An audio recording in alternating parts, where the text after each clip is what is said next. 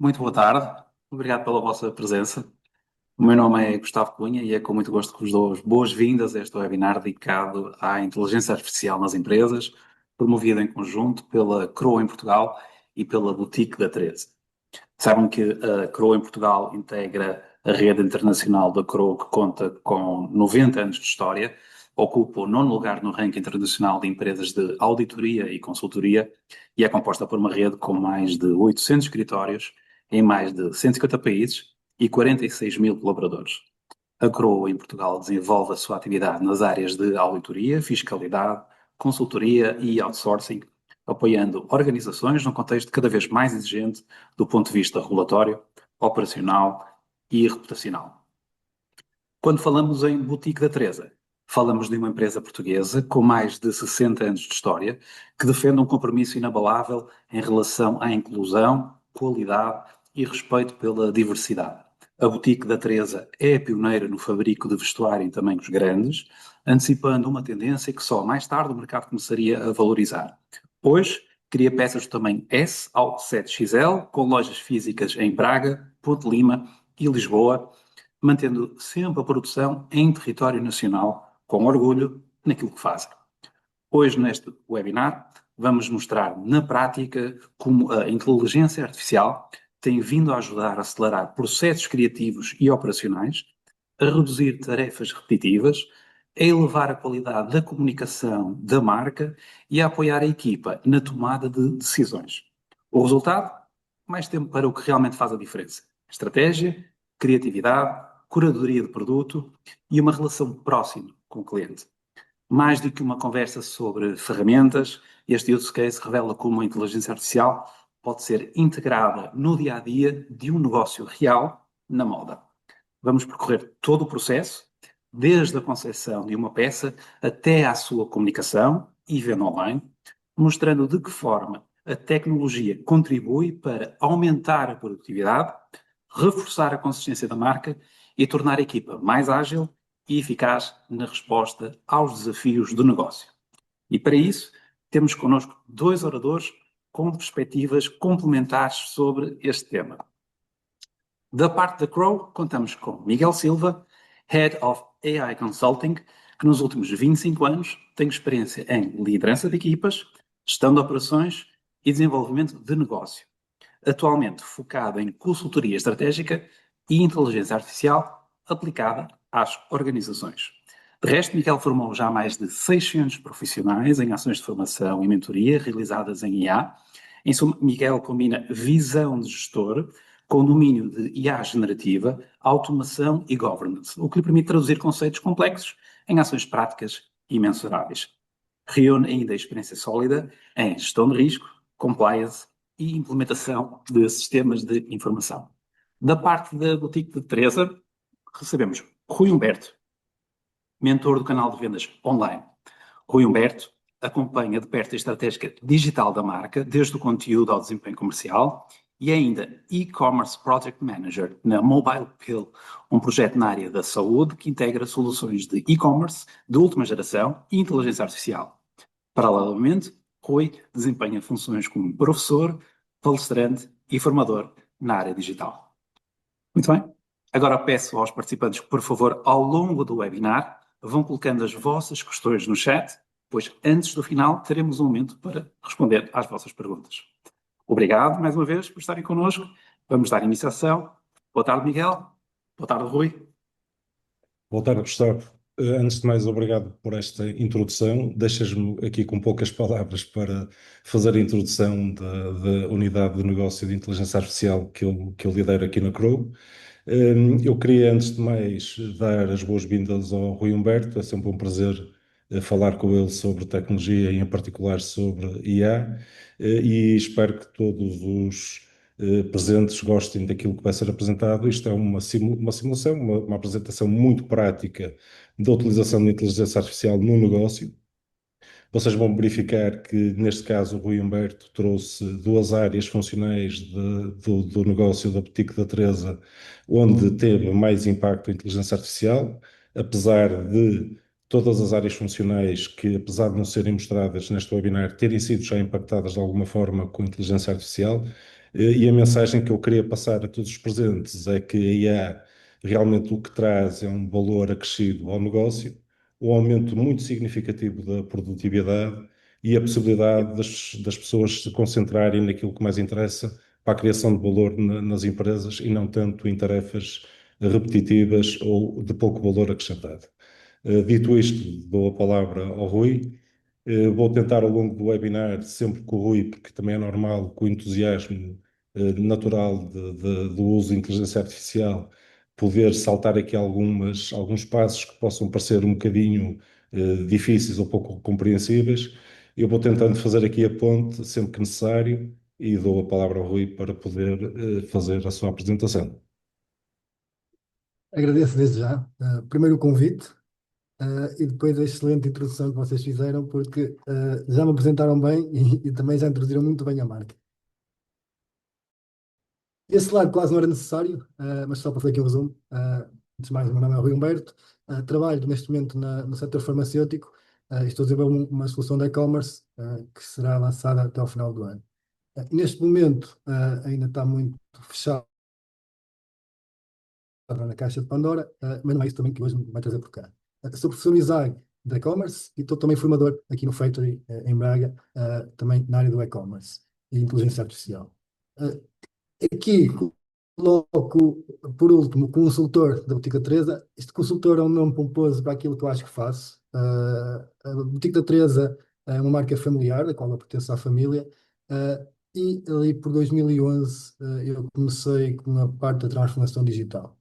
Em 2017 deixei de trabalhar 100% na marca, mas continuei ligado. Por isso aqui a palavra consultor. Continuei ligado, mas vejo quase como um jogo diário. Todos os dias chego a casa, ao final do dia, em vez de jogar qualquer tipo de jogo para uma consola, vou olhar para a loja online e perceber se a plataforma está a converter, se não está, a afinar campanhas de marketing, a otimizar alguns processos, a tentar algumas melhorias. Pronto, vou olhar para a plataforma e pensar e jogar um jogo de estratégia como qualquer outro, mas este na vida real e este a gerar vendas. Hoje vamos falar disso mesmo. Primeiro vou começar por falar um pouco da marca. Como já foi introduzido e bem, é uma marca de produção de moda, vestuário de senhora, com foco especial no plus size.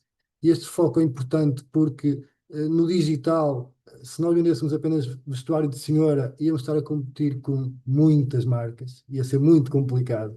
Pelo menos chegar a primeiro lugar no Google.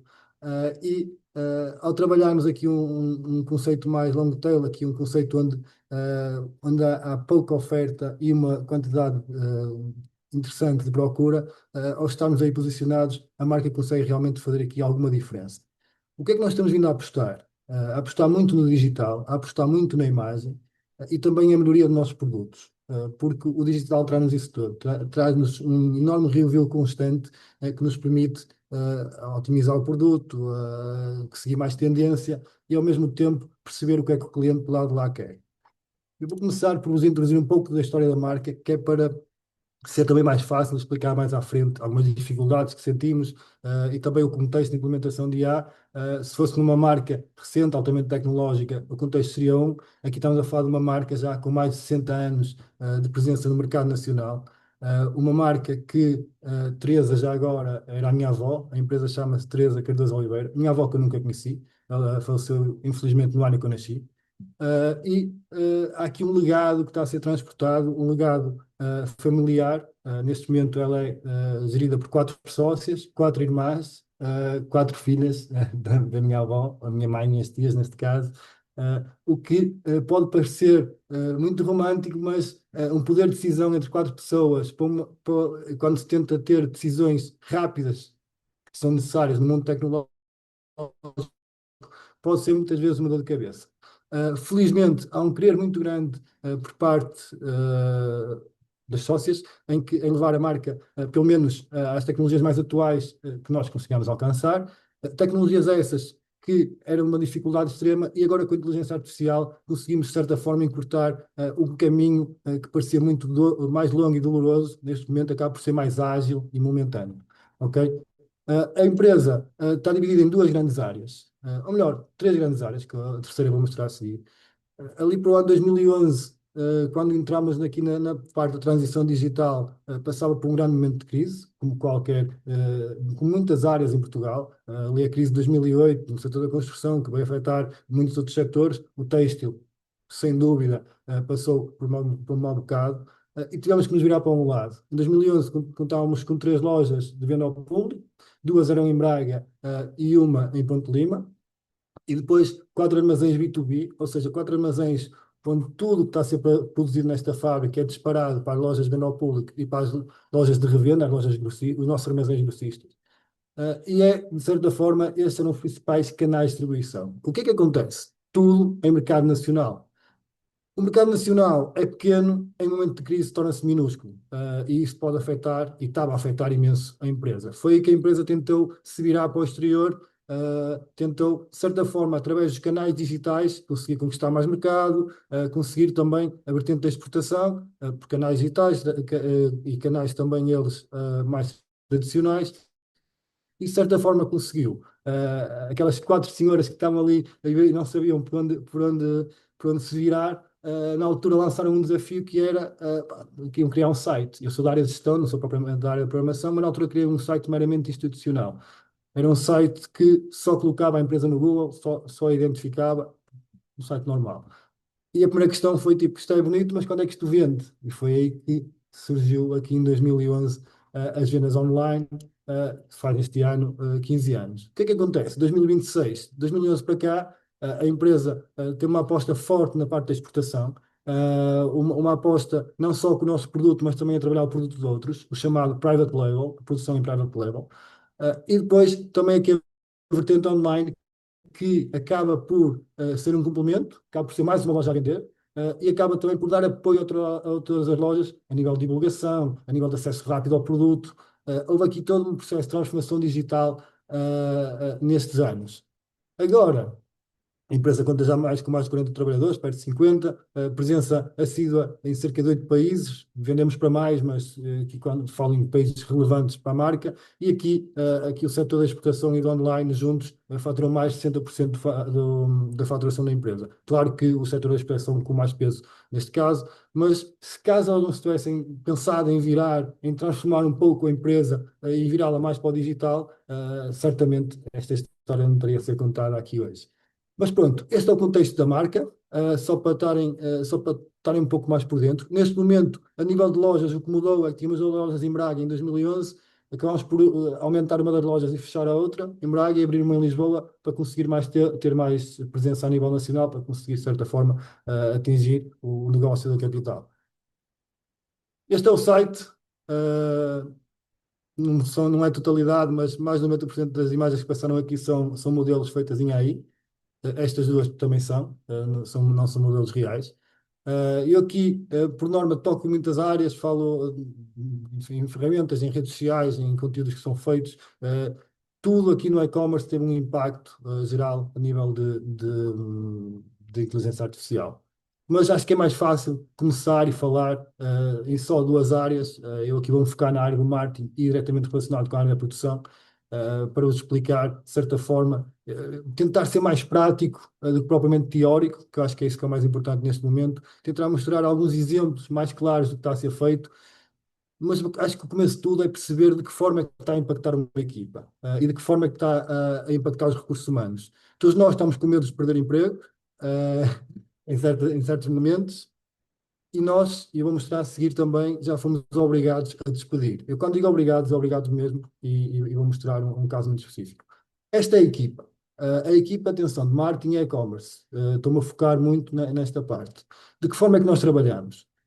Aqui neste cantinho sou eu, o consultor externo, aqui ele está a jogar o joguinho todas as noites e a orientar o que é que está a acontecer. Aqui eu colocava, reparem no topo, a nível de imagem, fotografia, tenho o fotógrafo e a modelo, que é muito importante. Eu costumo usar muito esta analogia nas minhas formações, que é vocês quando compram umas sapatilhas, a não ser que já as tenham experimentado antes, mas vamos esquecer esse cenário, quando compram umas sapatilhas online, vocês não estão a comprar as sapatilhas, vocês na realidade estão a comprar uma imagem, uma boa imagem que viram, um bom vídeo que viram sobre elas, uma boa review de alguém, de um influencer, de alguém do vosso próximo, um bom comentário, ou vários comentários sobre elas. É isso que vocês estão a comprar. Na realidade, as sapatilhas só as têm quando chegam a casa e só aí é que vocês as vão sentir e vão perceber realmente como é que elas são. Por isso é que a imagem é do mais importante a nível de e-commerce, é o mais importante a nível online. Eu coloco ali no topo da cadeia, reparem, está o fotógrafo que é o modelo, e esta lógica, neste momento, pode ter invertido completamente, como vou mostrar a seguir.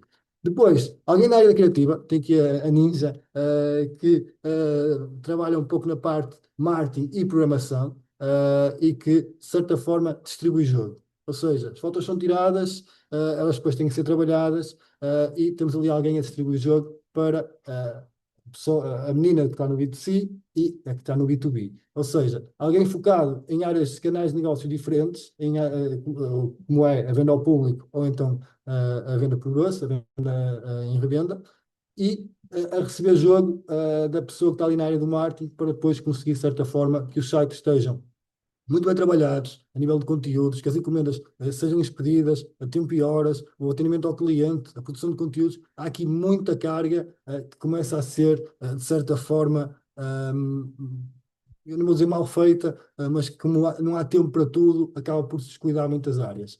O que é que o AI veio aqui mudar? Muita coisa. Se formos agora a perceber como é que, depois do AI, como é que as coisas evoluíram, estou aqui eu neste canto a trabalhar com o cloud e com ferramentas como a N8N, que são ferramentas de integração que me permitem integrar várias plataformas diferentes. Este tipo de integrações tinham um custo muito elevado para a empresa e a empresa muitas vezes sabia o que tinha que fazer, mas não fazia porque não tínhamos conhecimento para o fazer. Neste momento, numa tarde, fazemos coisas incríveis a nível de integração e a funcionar e a otimizar processos que nunca pensámos fazer. Coloca o ChatGPT porque faz sempre parte, a API do OpenAI faz sempre parte aqui das nossas automações. Ou seja, ali temos, usando outras ferramentas, claro, mas temos ali logo um exemplo de forma que eu consigo acelerar. Desde ter agentes que me fazem análise de resultados, desde ter automações que me vão realizando auditorias ao site a perceber se está tudo a funcionar direito. Bom, tenho agora aqui um conjunto de tropas, a bem dizer, a trabalhar para mim diariamente, que tem feito na realidade muita diferença. Depois, olhando ali para a parte que eu colocava ali como mais importante, reparem que já tem uma pessoa arriscada, a modelo, ok? E eu vou já explicar a seguir o porquê que está arriscada. É claro, tivemos que despedir, é bem dizer. Nós tínhamos um modelo que vinha semanalmente tirar fotografias para a foto do produto. Continuámos com modelos reais, mas com detalhes, com catálogos, com detalhes mais minuciosos, com detalhes com catálogos com mais conteúdos a serem gerados em volta deles. Ou seja, com sessões fotográficas mensais, mas com outro tipo de curadoria, com outro tipo de trabalho. Aquela fotografia rápida da e-commerce foi completamente substituída de uma modelo real para uma modelo de inteligência artificial. O que é que o fotógrafo continua aqui a criação, porque acho que é fácil explicar. Eu, por exemplo, se tiver que falar com um agente, se tiver que falar com inteligência artificial sobre marketing, sobre e-commerce, eu sei exatamente o que é que vou perguntar, eu sei exatamente de que forma é que estou ali a afinar um texto, de forma é que estou ali a analisar os resultados. A nível de fotografia é igual. O fotógrafo tem que saber que tipo de lente é que quer pedir à inteligência artificial para usar, de que forma é que quer que a luz apareça na imagem, como é que quer a modelo, em que posições, o cenário, como é que vai ser, como é que não vai ser. E ninguém melhor para trabalhar isto do que quem já trabalhava antes. E na realidade, o fotógrafo neste momento está numa melhoria contínua na otimização do nosso produto, nossa imagem de produto, que é isto que mais vende, como eu estava a falar antes. Depois, reparem que ali a pessoa que distribui o jogo com ferramentas como a cloud, por exemplo, o Egoi, dou-lhe um exemplo de uma ferramenta que já usámos há imensos anos. O Egoi é uma ferramenta que funciona como email marketing, SMS marketing, que nos ajuda a criar formulários. Pronto, é uma ferramenta que nos ajuda também a gerir a nossa base de dados de clientes. E como nós já usámos o Egoi desde o início, o Egoi tem uma coisa muito importante para a inteligência artificial, no nosso caso, tem 15 anos de histórico. E isto, para mim, é o pilar mais importante que nós podemos imaginar quando estamos a tentar montar algo de inteligência artificial. É onde é que ele vai beber os dados. E se nós temos dados de envios de e-mail dos últimos 15 anos, eu neste momento já não tenho aquela discussão, vamos enviar o e-mail, a campanha newsletter às 6 da tarde de uma quinta-feira ou vamos mandar uma segunda de manhã? O que eu faço é, deixo o EGOI decidir para cada cliente a hora que vai enviar, porque ele conhece o histórico de 15 anos dos clientes, as horas que eles abriram os e-mails e qual é o melhor momento para lhe enviar. Ou seja, este conhecimento, a nível de conversão, é um detalhe simples, mas que a nível de conversão ao final do mês pode fazer toda a diferença. Depois, estamos aqui a falar, há uma melhoria constante de conteúdos, seja em imagem, em vídeo, como mostrar umas ferramentas a seguir, da comunicação de e-mail, dos próprios catálogos que são feitos, novas funcionalidades para a plataforma, para o nosso site. Também vou mostrar a seguir há alguns detalhes que implementámos que também estão a fazer muita diferença. E as novas plataformas que estamos a criar de apoio. Quando falo de plataformas, chamamos de plataformas acessíveis, onde nós conseguimos gerir determinados detalhes de produto, determinados detalhes de catálogo, que na realidade criamos uma plataforma otimizada para o nosso dia a dia da empresa. Uma não, já temos mais que uma. Mas isto faz toda a diferença. Eu, há 3 anos ou 4 atrás, para ter uma plataforma para gerir conteúdos à nossa medida, ia pagar imenso para ela existir. Eu, neste momento, em 2, 3 dias, tenho a plataforma já mais que operacional e testada. E é um, é um avanço muito grande neste tipo de desenvolvimentos. Depois, olhamos ali para as meninas mais dedicadas ao B2C e ao B2B, em que estão numa parte muito atendimento e gestão de clientes e gestão de encomendas. Neste momento, e como são elas que estão mais ligadas às áreas, e com agentes feitos em Copilot, eu aqui usamos o Copilot porque a empresa está assente em tecnologia Office 365, e é muito fácil o Copilot ir buscar dados que estão nas clouds do Office 365, que estão, pronto, no nosso histórico já de trabalho. Tem funcionado bem, seja para a criação de cópia a nível de redes sociais, seja para a melhoria da comunicação com os clientes, mesmo a sugestão e a conclusão de tarefas, o Copilot consegue estar com uma visão 360 de tudo o que vai acontecer, é interessante. Definições estratégicas, análise de dados, tudo isto são valências que agora estas pessoas que estão encarregues pelas áreas B2B e B2C conseguem ter. Ou seja, se já havia aquela preocupação, não estão a conseguir dar resposta, estamos com um grande volume de encomendas, não estão a conseguir dar resposta porque estamos com um grande volume de novos produtos e estão mais focadas no site. Hoje em dia, com a diminuição desse tipo de tarefas e com este tipo de ferramentas também que as permitem ser mais ágeis, conseguem ter mais valências, conseguem quase como temos aqui uma equipa em esteroides, permitem-me aqui a expressão, mas temos aqui uma equipa que acaba por ter quase como os chamados assistentes ali diários a trabalhar com elas. E isto, sendo afinado, estamos a falar hoje à data, vamos imaginar aqui por 2, 3 anos, sem dúvida que vai ser um ponto fulcral no dia a dia da nossa empresa e acho eu em qualquer uma pelo menos se queira atualizar. Oh, Rui, desculpa só fazer aqui um ponto, porque tu tocaste aqui em dois temas muito importantes.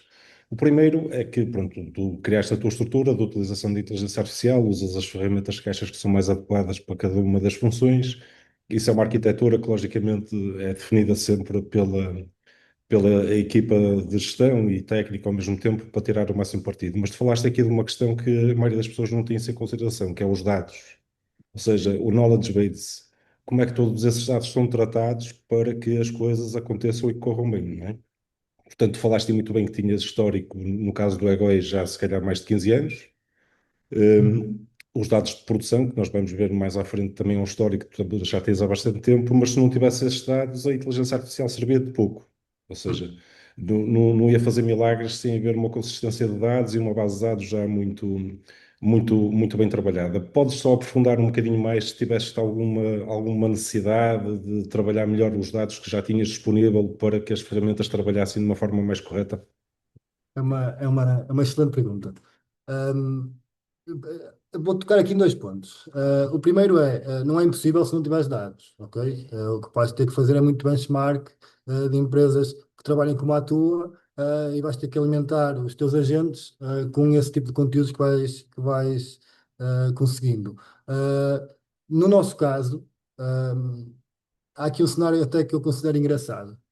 Eu, quando comecei nesta área do e-commerce, em 2011, nas formações, falava-se de muita coisa e depois havia sempre ali uma parte que para mim era mais zona cinzenta, que era o Big Data. Quando digo uma zona cinzenta, fácil de percepção, difícil de execução dentro de uma empresa, que era, pá, nós temos imensos dados, tens aqui os dados do Analytics, que o Analytics mede tudo no teu website, o tempo que as pessoas passam no site, os produtos mais visitados, tens depois aqui as campanhas que fazem Facebook e Instagram, tens os produtos que foram mais vistos no Facebook, os que foram mais no Instagram, depois consegues perceber que o público mais velho está numa rede, o mais novo está na outra. Pronto, há ali muitos dados. Tens aqui os dados das newsletters, tens aqui os dados da produção, das vendas, tens aqui os dados, pronto, mil e um dados. E o que eu fiz na altura foi, ok, isto é importante, vou deixar aqui as ferramentas a serem alimentadas e um dia, talvez, vou conseguir fazer alguma coisa com estes dados. Mas eu não conseguia perceber como é que ia tirar o máximo proveito destes dados que têm vindo a ser recolhidos este ano, durante todos estes anos. A primeira coisa que me surgiu quando olhei para, para o primeiro LLM, para o ChatGPT, a primeira vez que usei foi exatamente isso. Pensei, isto é perfeito. E aquilo quase que me dava uma ansiedade tecnológica, se assim lhe posso chamar, que era, não, eu tenho muita coisa para dar a ensinar, desculpem a expressão, a este gajo. Eu tenho mesmo muita coisa, eu tenho aqui dados que nunca mais acabam, e ele agora vamos fazer aqui testes.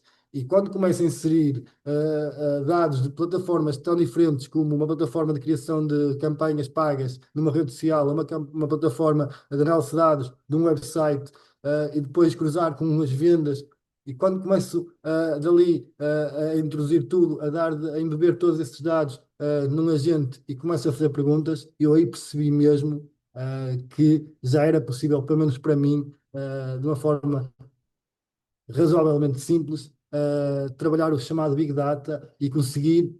Eu não vou dizer jogar a Liga dos Campeões, porque a Liga dos Campeões, certeza que já está muito mais à frente das empresas do que nós. Mas pelo menos eu consigo trabalhar aqui dados que até 4 anos atrás só as grandes empresas, as empresas da Liga dos Campeões, permitem a expressão, é que o faziam. E esta estrutura de dados, eu vou bater muito mais, bato sempre muito nessa tecla, eu vou bater mais à frente em alguns exemplos, é para mim o ouro, a bem dizer, que podemos integrar à inteligência artificial, porque com isso os dados são mesmo muito, ou melhor, as respostas são mesmo muito assertivas. A própria forma de comunicar não foge do tom da marca. A forma de eu criar um produto não foge do ADN de produção da marca. E isso aí é um valor que até agora era muito difícil nós conseguirmos passar a tecnologia, ou pelo menos com os conhecimentos que temos, e agora, pelo menos na empresa, nós conseguimos fazer isso de uma forma cada vez mais ágil, e estudando, claro, mas estamos a aprender, mas de uma forma cada vez mais, com resultados mais interessantes. Obrigado pela questão, que é uma excelente input. Obrigado, obrigado eu pela resposta, Rui, porque é exatamente isso que eu queria passar a mensagem. Portanto, muita gente acha que a IA trabalha de qualquer maneira, mas não trabalha. Nós temos que arranjar alguma forma de alimentar a máquina para ela compreender o que é que tem que fazer e ter os objetivos muito bem definidos. E a estrutura, a arquitetura que tu criaste, apesar de ser simples, passou a ser simples porque tu conseguiste torná-la simples, né? Sem os dados não conseguias que isso fosse assim tão simples sem isso. Ou seja, se tivesses fazer, como disseste bem, um benchmark de produtos ou de histórico, demorarias muito mais tempo a ter resultados objetivos. Portanto, na prática, é passar a mensagem às empresas que os dados, desde que bem trabalhados e bem alimentados, estas inteligências artificiais o conseguem fazer é processar basicamente tudo aquilo que nós quisermos. Basicamente era isso que eu queria, a mensagem que queria passar. Obrigado, Rui. Continua.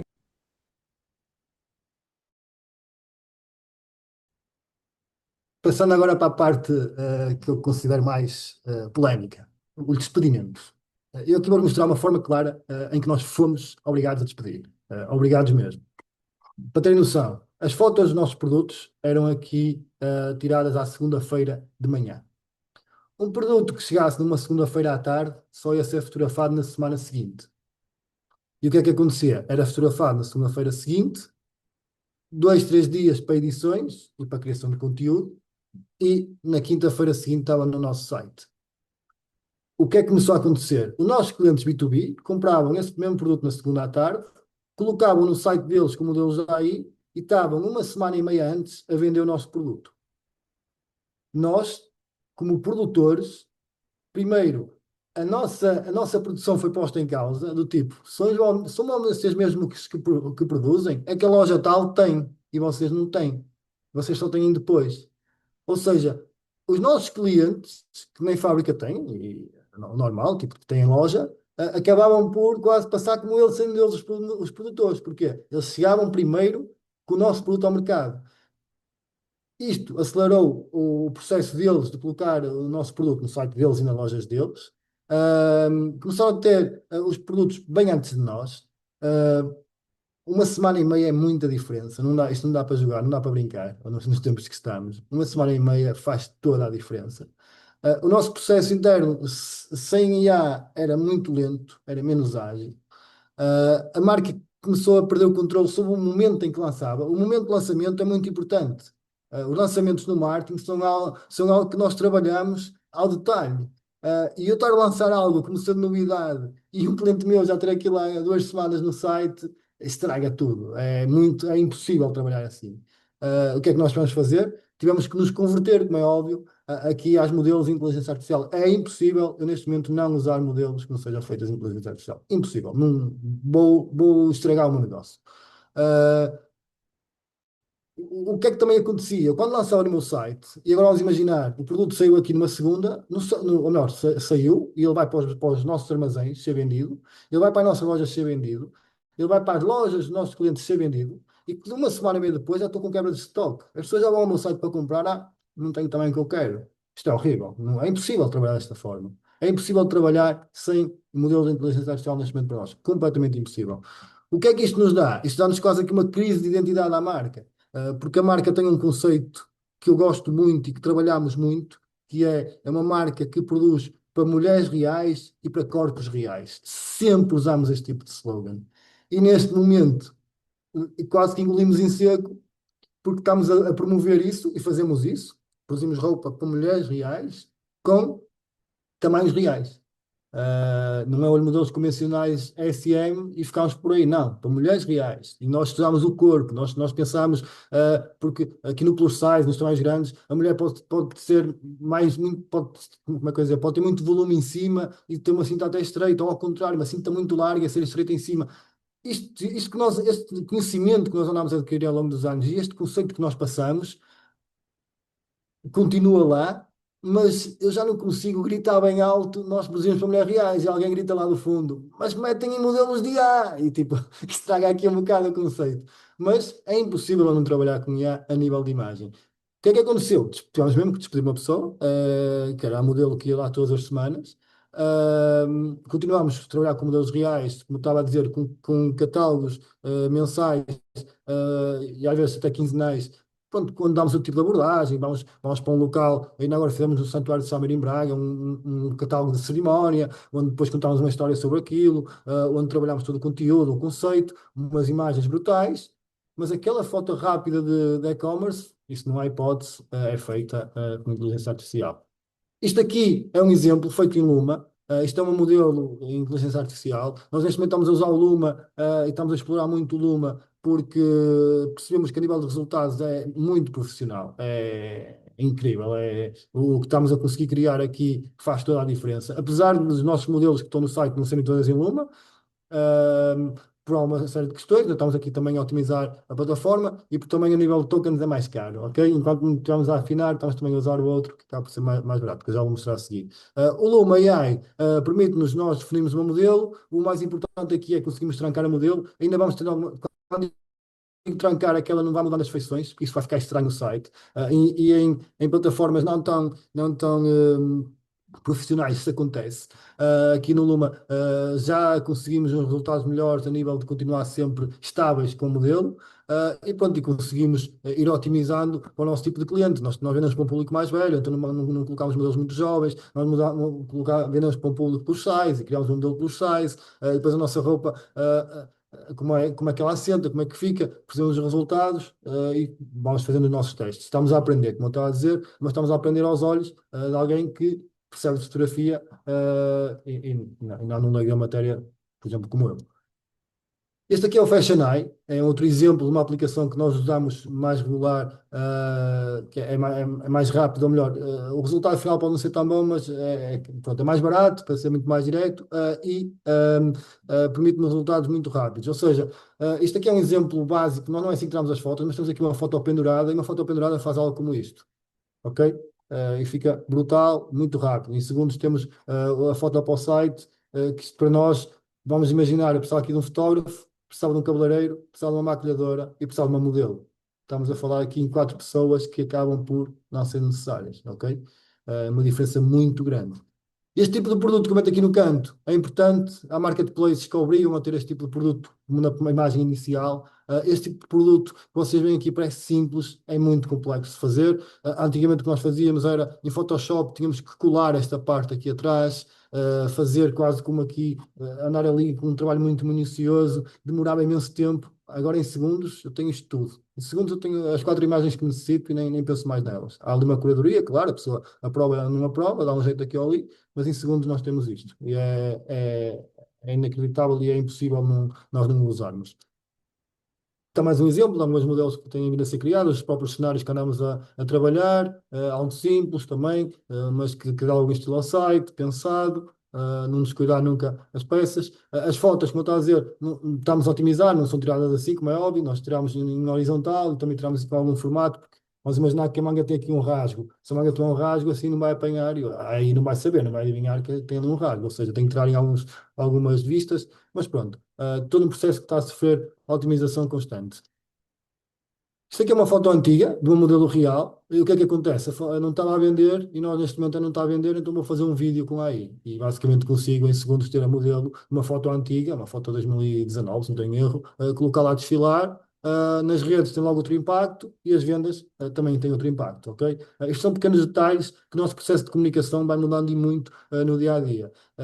São pequenos detalhes que fazem a diferença e que eram inalcançáveis aqui há pouco tempo e neste momento são básicos de se fazer, ok?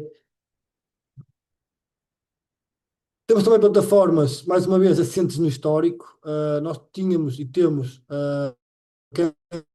Canva para design mais rápido, soluções mais rápidas, para criar algumas imagens de promoção para redes. O que é que acontece? O Canva já tem um bom histórico daquilo que nós andámos a fazer nos últimos anos e pronto, e está ali o grande alicerce, o histórico, o database, onde é que ele está a basear. E ao basear-se em tudo que nós temos vindo a fazer, hoje em dia os resultados que nos dá são rápidos, são incríveis, são diferentes. Uma ferramenta que era o patinho feio para os designers, para quem não está na área não sabe, mas era o patinho feio, aí usa do Canva e tal, não, isso não é profissional. Hoje em dia, com a AI, acho que saltou aqui umas escadas e está muito, muito interessante de se trabalhar. A nível dos assistentes, e falando aqui mais uma vez a nível ao nível do que lhe damos, do conteúdo, eu, por exemplo, vou dar aqui um exemplo claro que eu acho que faz toda a diferença para quem trabalha nesta área e está a criar agentes neste momento para lhe dar apoio nas redes sociais, por exemplo. O Facebook, ou melhor, o Meta, a plataforma Meta, tem uma forma de nós retirarmos o histórico das nossas redes sociais, o Facebook e Instagram. Tudo aquilo que nós publicamos nos últimos 10 anos extraí em HTML, que eles permitem neste formato, e basicamente descarreguei esse fecheiro num agente. O que é que o agente passa a saber? Primeiro, tudo sobre a marca. Quando é que faz promoções? Quais é que são os dias que aposta? Dia da mãe, dia da mulher, o dia do aniversário da marca, quando é que faz os saldos, até onde é que vão os saldos, costumas fazer Black Week, costumas fazer Black Month ou faz só o Black Friday? Sabe isso tudo? O nosso tom da marca, a forma como nos dirigimos ao cliente, pronto, fica com um conhecimento histórico brutal. O que é que ele faz? A nível de estratégia, acabou. Eu digo, forma uma planejação para este ano, ele pega no que se baseia do ano passado, faz algo muito estruturado, como o que já foi feito, sugere-me dias que ele acha que eu também devia apostar para promover algum conteúdo. Um, Sugere-me também orçamentos para serem gastos, porque ele sabe que eu gastei em cada campanha, em cada mês, ou seja, a meta é dar essa informação toda, e com este tipo de informação, ele até, e é algo que agora estou a testar, estou a fazer com que ele vá buscar as condições do tempo, porque há muita coisa a mandar no negócio, mas no negócio da roupa o São Pedro também manda muito ainda. E se ele souber e como temos tido outonos atípicos com 30 graus em final de outubro, E ele já sabe, não é uma boa semana para te lançar essa campanha. Isto é incrível, ok? Isto é incrível. E nós às vezes ficamos ali a matutar, mas porquê é que isto não está a vender? Epá, não está a vender porque estás a vender casacos e estão 30 euros lá fora. É fácil de explicar. Mas pronto, até essa percepção nós já estamos a dar. Que é para quê? Para isto ser conseguir afinar ao ponto Pois também é difícil, é? Mas estão 30 graus onde? Estão no norte, estão no sul? Aqui já... Mas pronto, este conhecimento, ou seja, já me deixa pensar nesse tipo de detalhes, porque ele, todos os outros já os sabe, ok? É interessante. Aqui o primeiro agente em ChatGPT, aqui temos em Copilot, pelo que eu expliquei, exatamente por causa disso. Nós trabalhamos em ambiente Office 365 já há muitos anos. Aliás, a nossa empresa foi convidada para dar para fazer uma apresentação na Microsoft Ibéria, em Madrid, sobre a nossa utilização do Office 365. Ou seja, isto em 2016, 2017, foi eu que fiz essa apresentação. Nós já usamos aqui o Office 365 há muito tempo. Ele tem muitos dados, tem muito histórico sobre nós. E eu criar um agente em Copilot baseado nestes dados que estão no Office 365, pá, ele flui com uma dinâmica completamente diferente do que se eu não usasse a plataforma durante estes anos todos. Ok? Eleven Labs. Estamos a fazer uma coisa muito gira com isto. O Eleven Labs permite-nos clonar vozes e até clonar quatro pessoas. O que é que eu fiz com isto? Eu estou com um grande problema a nível de marketing. Reparem e façam aí um scroll nas vossas redes sociais e é toda a gente a falar para a câmara. E nós não temos ninguém que o faça. Nós não temos ninguém que seja o narrador da marca, ninguém que conte a história da marca. Já tentámos, a nível de produção é muito complicado, produção de conteúdo, produção de vídeo. Não temos que despender de muitos recursos. O que é que me surgiu? Aquele vídeo em voz off, em que a voz é narrada, ou seja, estamos a passar pela empresa, a pessoa vai a caminhar, mas não está ali a falar diretamente para a câmara, está só narrada, pareceu-me mais fácil de execução. Até começar a fazer e meter a pessoa a narrar e a falar. Mesmo assim era complicado arranjar alguém, pô, não estava fácil. Eu tenho uma prima minha, que mais nova, 22 ou 23 anos, que tem. Pá, muito engraçada a forma de falar e também cá aqui um contexto, que é, ela é neta da Teresa, mas nunca conheceu a Teresa. Então o que é que eu me lembrei? Vamos criar vídeos com ela, a narrar o dia-a-dia da empresa, a narrar a história, e ela vai dizer, isto é uma homenagem que eu tenho para fazer à minha avó, que nunca conheci, vou homenageá-la desta forma, com estes vídeos. Pronto, criamos ali um contexto. Depois peguei nos áudios que ela me manda por WhatsApp, dei o Eleven Lives e coloquei na voz. Para testar, mandei para o grupo dos primos mensagens dela, tipo, pronto, não vou dizer insultar, mas mandar umas bocas para outros primos. E o pessoal acreditou todo que era ela que estava a falar. Ela tem uma forma muito peculiar de falar. Eu aí percebi, isto resulta. Claro, agora com a autorização dela, não é? E com mais texto e com mais conteúdo, mais uma vez, eu tive que lhe gravar, ela teve que gravar quase uma hora de áudios para o Eleven Labs e buscar bem a voz dela, ou seja, meti ali textos. Mais uma vez, o que é que isto é? É a base que lhe estamos a dar. A IA para funcionar bem tem que ter uma boa base, e nós estamos aqui a dar uma boa base de áudio. E agora estamos a fazer vídeos de produção de conteúdo, ou seja, o vídeo é idealizado por mim, é bem dizer, o ChatGPT otimiza-me tudo. Quando chego ali à voz que quero, passo para a pessoa que vai tratar do vídeo.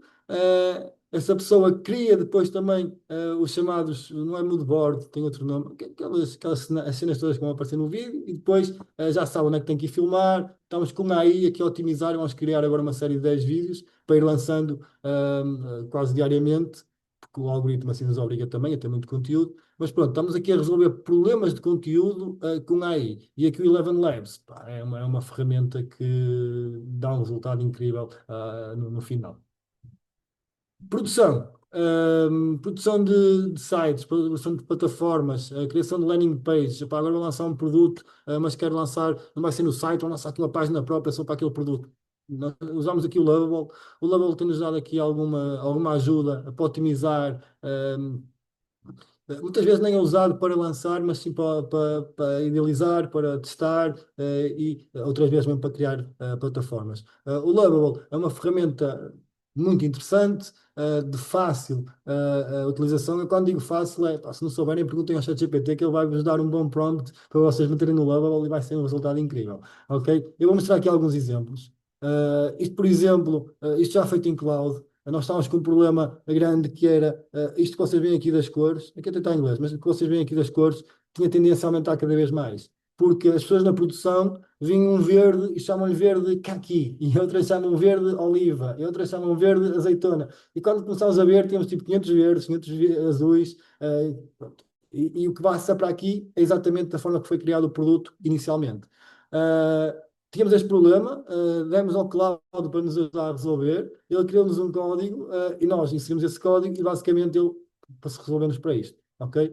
Colocou-nos com as cores, tudo que era vermelho X, vermelho Y, vermelho Z, concentrou todo no verde igual e colocou-nos aqui, claro que vai precisar de afinações, mas colocou-nos aqui uma forma interessante de reduzirmos ao máximo o número de cores que por ali apareciam. Era algo que nós já estávamos há muito a tentar resolver e que o problema acontecia sempre porque resolvíamos hoje, amanhã lançavam mais 3 novas cores diferentes e inventavam novos nomes. Pá, o cliente quer é saber se é vermelho ou verde, não vai procurar ali daqueles vermelhos específicos. Pronto, isto resolvemos aqui uma questão. Outro problema que nós tínhamos, e esse problema parece muito simples, que é quando clico aqui na cor, no castanho ou no verde ou no azul, ele muda, ok? Ele mudar para a imagem realmente da cor. Muitos sites, repare, não fazem isto, e eu percebo porque é que não fazem. Este tipo de trabalho, nós criamos uma plataforma, esta é uma plataforma criada à parte, onde vemos os novos produtos, aqueles que estão por associar as cores, ok? Isto identifica, o que é que tem as cores associadas, e arrastamos, ok? Este vestido é o castanho, arrastamos para o castanho. É mais fácil de mostrar neste. Este vestido, por exemplo, tem imensas cores, e nós só arrastamos. Este trabalho até poderia ser feito com AI, ou seja, identificar que era vermelho e dizer que era vermelho. Mas como nós temos vários padrões e temos também muitas vezes cores muito semelhantes, optamos por haver aqui uma curadoria humana. Mas, reparem, isto só arrasta uma vez para o azul. Antes, o que nós tínhamos de fazer era isto. Isto é uma lista daquele mesmo vestido, ok?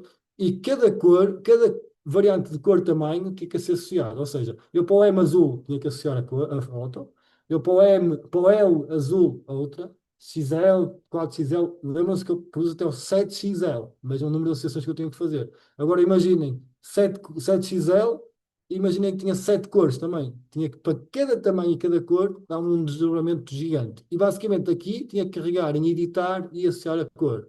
Este trabalho, que nós não fazíamos, porque nós percebíamos o resultado final era interessante, mas o nível de trabalho era muito complexo para nós, era muito trabalhoso, não tínhamos recursos para isso. Hoje em dia é feito de uma forma muito simples. É abrir esta plataforma que vos mostrei, ok, para associar temos 5 referências e fazer essa associação rápida, é um trabalhinho simples e fica resolvido. Isto foi feito em Lovable, ok, com a ajuda do cloud. Mais coisas que fazemos. A tradução de produtos. O nosso site, eu sei que há aplicações que agora que pagamos X e elas fazem isso automático. Há também plataformas que fazem as traduções. Eu não tinha visto assim nenhuma plataforma ainda, pelo menos para o que eu uso. Nós usamos o nosso site, é feito em PrestaShop, é uma plataforma de e-commerce. Não tinha visto nada a resultar, a não ser plataformas pagas, nada a resultar muito bem. O que é que nós fizemos? Eu liguei aqui isto através de cloud, pedi ao cloud para me criar um ficheiro, que é este, e está no meu ambiente de trabalho, ok?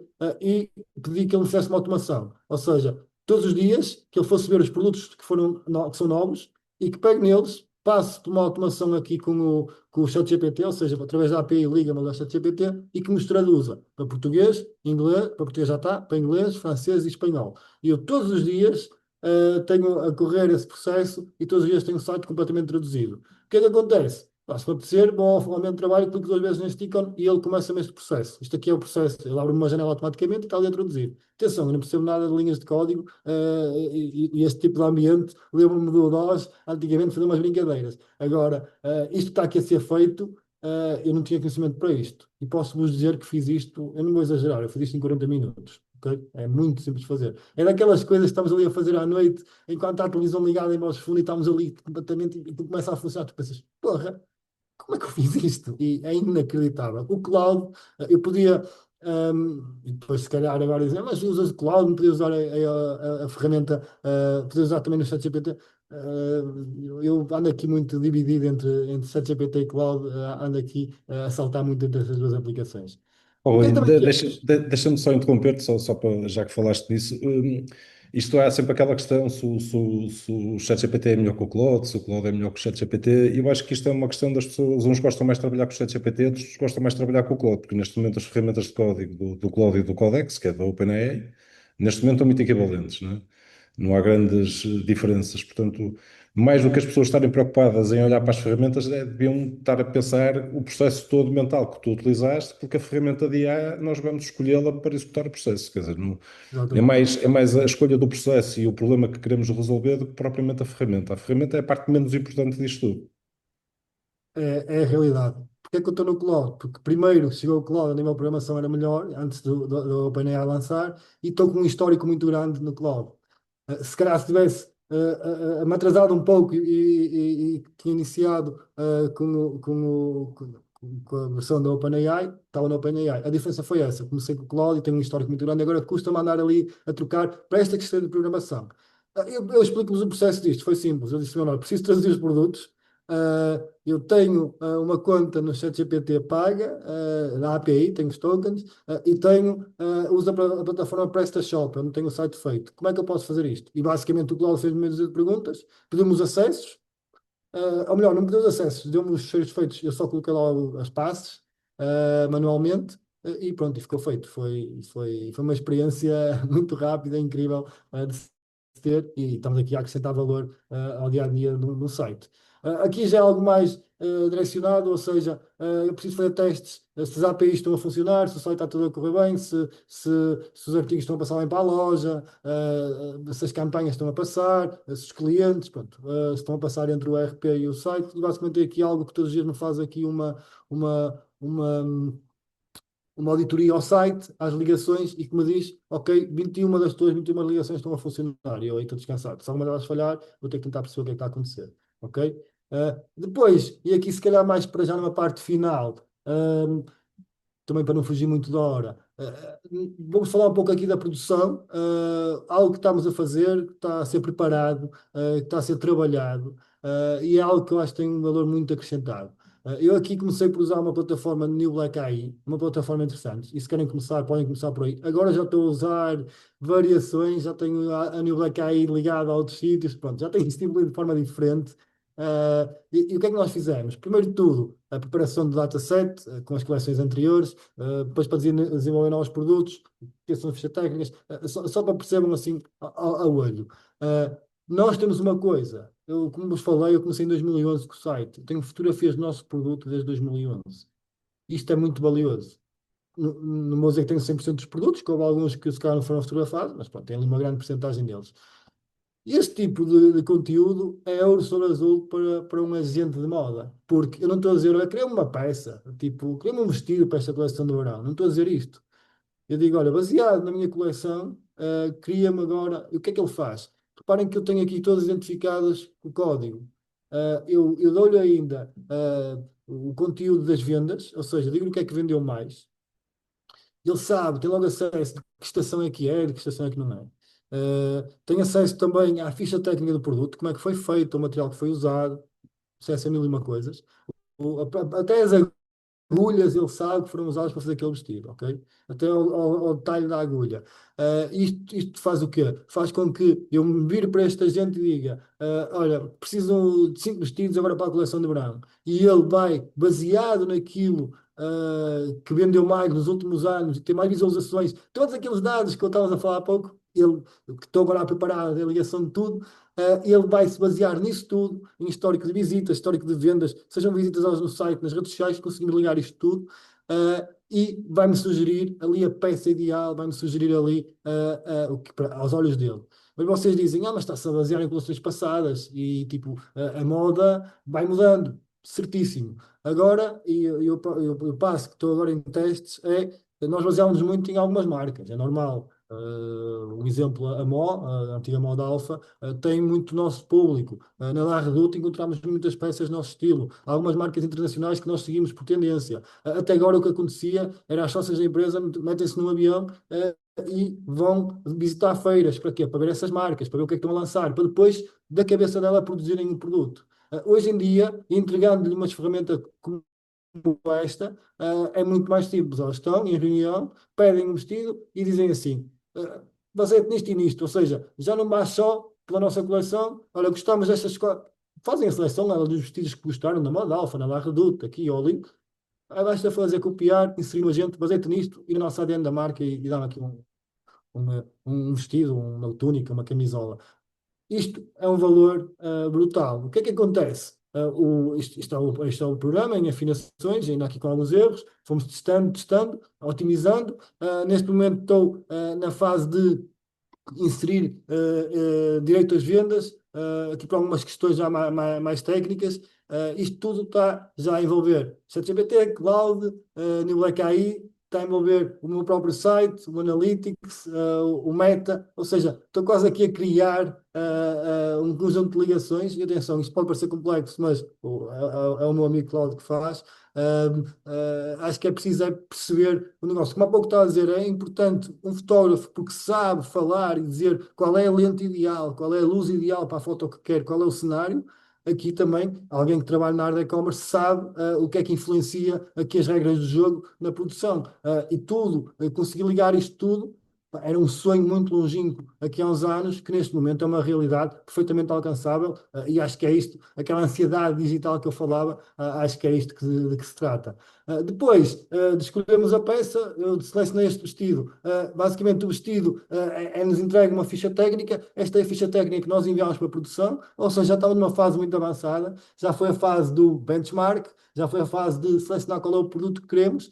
E agora já temos aqui a ficha técnica. A ficha técnica, mais uma vez, nós temos o histórico das fichas técnicas todas dos últimos anos e anos, e ele já não me vai dizer faz isto desta forma. Ele não me vai dizer para fazer algo com maquinaria que eu nem sequer tenho. Ele vai-me dizer usa a linha 3 pontos, usa pá, aqui detalhes, faz aqui uma bainha desta forma, faz isto. Ou seja, ele também vai me entregar conteúdo de algo que eu realmente consigo fazer. E não vai inventar com maquinaria que eu nem sequer tenho, ou com tecidos que eu nem sequer sei manobrar. Ele vai exatamente buscar aquilo que a marca sempre usou. Depois disto, vai, passa para a produção, o vestido fica pronto, é testado. Isto aqui está uma modelo lei, mas é testado e é revisto por nós. O processo normal de produção.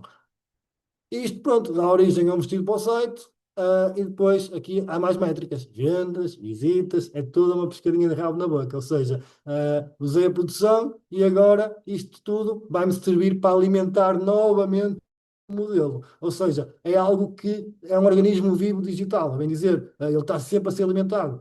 Isto que eu fiz agora, ele sabe que esta referência foi ele que a fez, ok? E sabe os resultados que teve. E se calhar também percebe, ok, isto não mandou, pronto, aqui depois é a magia de tudo. Não me quero alongar mais, acho que já falei que tem um bocado rápido, acho que também estou dentro do tempo, mas pronto, eu agora queria agradecer esta oportunidade de poder falar de algo que eu gosto mesmo. Acho que é aqui uma área que eu já não me sentia assim desde os anos 90, em que comecei a usar os primeiros computadores e tudo era um novo mundo. Aparecer a internet, tudo para mim aquilo era um novo mundo, e reunir com amigos em cabos para fazer LANs e trocar coisas. E pá, acho que se adormeceu depois ali toda uma fase, não de adormecimento, trabalhei sempre nesta área digital, mas agora sinto aquela ansiedade que sentia nos anos 90, que era isto é todo um novo mundo. E há E aí para mim e as possibilidades são infinitas, basicamente, não é, Rui? Ou completamente seja, infinito. o limite da IA, eu costumo dizer que é a nossa imaginação. Desde que nós consigamos imaginar o que queremos, consigamos desenhar um processo, dividir tudo em tarefazinhas, nós conseguimos para a IA trabalhar para nós e fazer coisas maravilhosas. E essa é a parte mais importante, e tu demonstraste aqui nestes 45 minutos, basicamente, que tiveste, não é? Duas áreas de impacto real numa empresa com ferramentas de IA. E como tu disseste muito bem, se não percebesses o teu negócio, não tinhas conseguido fazer nada disto, não é? Portanto, a ideia é mesmo essa. Rui, da minha parte, pá, muito obrigado. E temos muitas perguntas. Pronto, então, olha, Sim, desculpem me interromper, temos aqui algumas perguntas da comunidade que nos lançou. pronto, ok, vamos lá então às perguntas. Eh, então, aqui só um segundo. Então, tem aqui umas interessantes. A primeira, eu começo por uma pergunta que diz o seguinte: quais foram os maiores erros e aprendizagens ao longo do processo de implementação da inteligência artificial na boutique da Teresa? Os maiores erros, acho que os maiores erros neste momento há um que toda a gente comete, que é tentar estar sempre à procura de novas plataformas. Eu acho que isso é muito difícil é muito difícil conseguirmos acompanhar, porque há muitas plataformas que se repetem quase umas às outras, há umas que são absorvidas. Eu acho que o meu maior erro era estava a perder muito foco, ou seja, estava a consumir muitas notícias de IA, e estava a deixar para trás o mais importante, que era meter a mãos na massa. E depois, acho que esse é acho que esse é o principal erro. Aliás, causa-me depois até um mal-estar, porque penso, não estou a ter tempo para nada. Mas eu tenho trabalho no dia a dia, mas depois chega à noite, emociona-se um bocado e fica até mais tarde, mas começa a ver, já não fiz nada do que queria fazer, realmente implementar ou testar. E depois, o outro erro é a par desse, que é ao testarmos muito, estamos a pagar mensalidades. E ao pagar mensalidades, eu muitas, e falando abertamente, muitas coisas é do meu bolso. Eu estou a testar plataformas do meu bolso. Não chega a ver da empresa, vamos testar esta. Muitas, muitas. E todos os meses acho que tenho ali duas plataformas que pago eu, para o meu desenvolvimento próprio, mas depois vou testando aqui uma, aqui outra. Acho que às vezes é desnecessário. Claro que isso nos dá conhecimento, ficamos a perceber se valem a pena ou não, mas acho que um dos grandes erros foi esse, foi também andar ali a testar muito, muito, ou pelo menos estar a par de tudo. Na realidade, acho que o mais importante é focarmos. Foca-se no ChatGPT e no cloud, e depois mais numa ou outra, mas num desses dois, pelo menos, acho que é um dos pilares. E acho que esse é um bom conselho que posso dar. Foquem-se e testem. Mais importante que saber tudo é testar o que está a acontecer. Acho que isso é mais importante mesmo. Tenho aqui uma outra pergunta, Rui, também dirigida a si. Se tivesse de convencer um empresário ainda cético em relação à inteligência artificial, qual seria o resultado obtido pela boutique que iria utilizar como argumento? Isto parece-me interessante. Eu não ia para o resultado típico que toda a gente espera, que é tipo vendas. Eu acho que não ia por aí. Eu gostava de fazer uma coisa que ainda vou tentar perceber se consigo ou não, que é conseguir estabilizar, e consigo, mas eu acho que lhe pegava no site como ele era antes, há 2 anos, e como ele é agora. Dizer assim, nós evoluímos disto para isto e o custo foi mínimo. E conseguimos agora ter este tipo de interações, conseguimos ter tipo, no site e não só, e nas funcionalidades da equipa. E eu acho que rapidamente eu conseguia convencer com as mais-valias que a equipa agora tem. Era muito fácil dizer, olha, o meu modelo, ficam-me 500 euros para ir amanhã, por semana. Ou seja, uma manhã por semana, ao final do mês são 500 euros. Pagam um maquilhador e um cabeleireiro também para ir uma vez por semana. E pagam um fotógrafo. E agora, isto em vez de custar isso tudo, vamos falar aqui em 1000 e qualquer coisa euros, 2000 euros, custa-lhe 30 euros por mês porque tenho um agente. Eu com isto convenci alguém, de certeza. Mas eu acho que não ia por aí pela questão de dinheiro. Ia mesmo pela questão das ferramentas que agora temos, do canivete suíço que conseguimos tornar numa equipe. Rui, eu agora tinha uma questão pessoal, esta é uma questão pessoal que lhe vou lançar. Hum, que conselho o Rui daria às pequenas e médias empresas portuguesas que querem começar a utilizar a inteligência artificial na sua organização, mas não sabem exatamente por onde haverão de começar? Eu noto que está a existir um erro muito grande, que é não se está a ouvir muito os trabalhadores. Eu, quando digo trabalhadores aqui, eu pelo menos nas formações tenho conhecido muita gente com muita vontade de aprender. Eu dou formação, como mostrei em 2 sítios, e acabo por conhecer muita gente do meio, ou pelo menos que está com interesse. E o que é que eu vejo? Depois acabo por criar ligação com algumas dessas pessoas e depois que me dizem, olha, eu estava aqui a tentar ser eu aqui a pessoa a dinamizar uma parte da IA, mas contrataram agora mais uma pessoa. Pá, e aqui nas pequenas e médias empresas, isso contratar uma pessoa tem um peso muito grande. Eu acho que primeiro tentava, não digo só formar, mas também ouvir, porque as necessidades estão lá, e hoje em dia, se calhar essa própria pessoa consegue resolver um grande problema, porque ele sabe o problema que tem, sabe falar com a gente, ou pelo menos pode aprender. Eu acho que é impensável uma pequena média empresa não ter já neste momento uma mensalidade de um ChatGPT ou de um cloud pago e ter, opá, vamos usar aqui um termo mais corriqueiro, lá há pessoas a mandar apostas de pescada a ver o que é que acontece. Eu acho que isso aí, para experimentar e dar ouvidos a quem está sentado ali numa secretária e está com problemas e tentarem ali, pá, ou com um bocado de consultoria, ou com um próprio formador, lá, qualquer coisa, mas acho que não é um bicho de 7 cabeças. Basta conseguirmos aprender a falar com a máquina. Acho que esse é o mais importante. Obrigado, Rui. Olha, temos aqui uma pergunta final, também vinda do chat. Pergunta-se aqui, o tema do consumo dos tokens, os custos que as empresas começam a ter com os modelos de LLM. O que é que têm feito para optimizar os gastos com estas plataformas? Eu tenho, isto aqui é o petróleo do momento. Anda com variações, é muito caro a determinadas aplicações. O que é que eu tenho percebido? Primeiro, e há pouco eu estava-vos a falar que usava o Luma usava ali uma plataforma para foto mais profissional e outra para foto que eu sei que o resultado não era tão melhor, mas servia muito por causa disso. Os tokens são mais caros numas que noutras. O que eu tenho feito é exatamente isso, é olhar para o resultado final e tentar medir a nível de tokens o que compensa ou não. Mas também isto é um trabalho que é por ser um bocado ingrato, porque basta uma dessas plataformas ser comprada por outra e aumenta o valor dos tokens. Pronto, andamos aqui numa fase muito de estabilidade. Eu acho que até é dos principais temas que me preocupa no momento e essa questão é muito boa.